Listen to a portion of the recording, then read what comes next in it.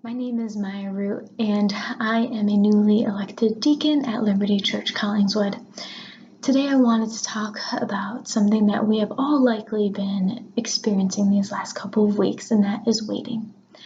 Waiting has become increasingly more difficult for us to do because we live in such a fast-paced, advanced world.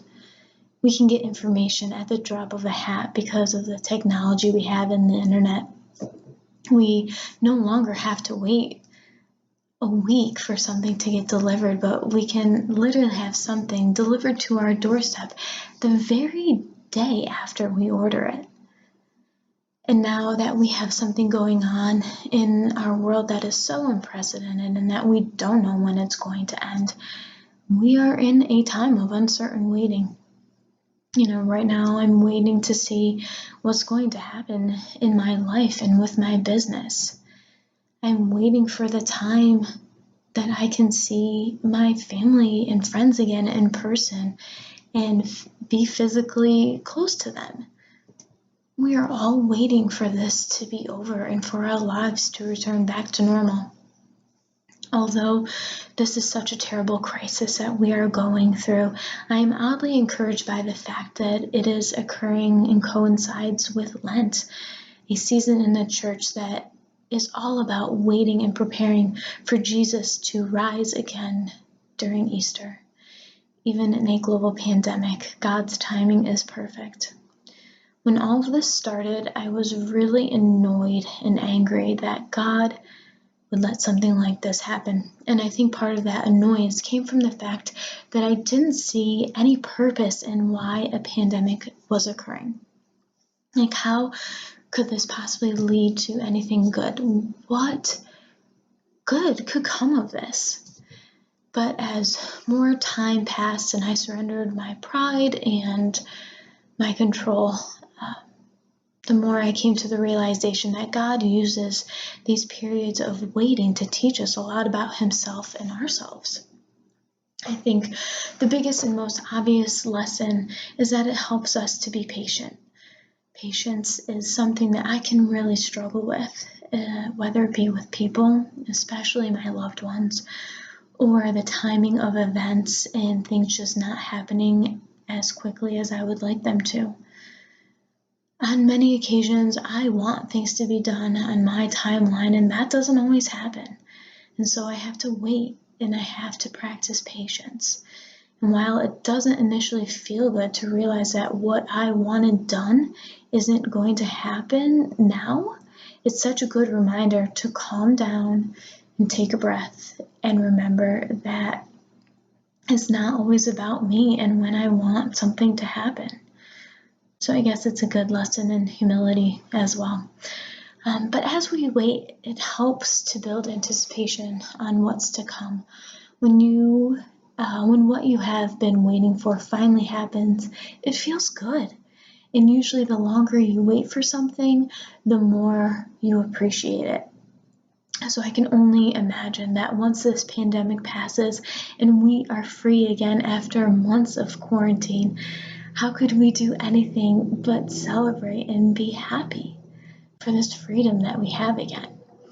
In the church, we are fortunate to have a couple of seasons where we get to wait in anticipation for what's to come, namely Jesus' birth and resurrection. And I think ultimately that these seasons have helped prepare us for this time and will continue to help us wait in great anticipation to finally be reunited with our King in heaven. Finally, waiting helps us to trust in God more. Now more than any time that I can remember, I've never felt more out of control. Besides staying home and practicing social distancing, I don't feel like there is much that I can do to help the situation. And as someone that is a doer and an action taker, that has been very challenging. But I know that God is in control and He knows exactly what is going to happen. And like Romans 8:28 says, He works for the good of those who love Him. And so we just have to trust. There are many instances in the Bible where individuals had to wait on God's timing, so I encourage you to look into these stories a bit more and reflect on how you see God working through the different scenarios.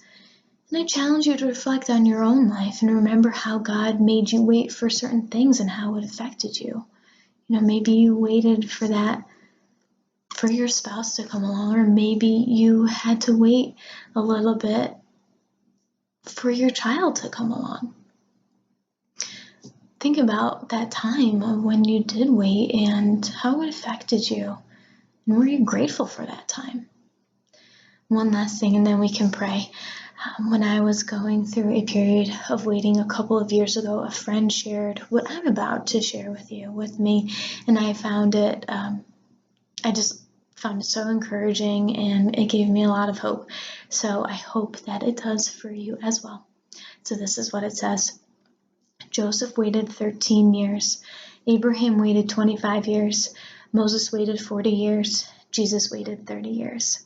If God is making you wait, you're in good company. So if you would, please pray with me. Dear Lord, this has already been a really tough season, and now it sounds like it will continue for another month. Help us, Lord, to be patient as we wait, just like as we wait with anticipation for Christmas and Easter. Help us to stay positive and optimistic until it's safe for us to return back to how things used to be. Help us, Lord, to appreciate where we are in the here and now, and to not wish our lives away so that we can go back to normal. Help us to remember that you are working through our waiting, and that there is a plan and purpose for all of this.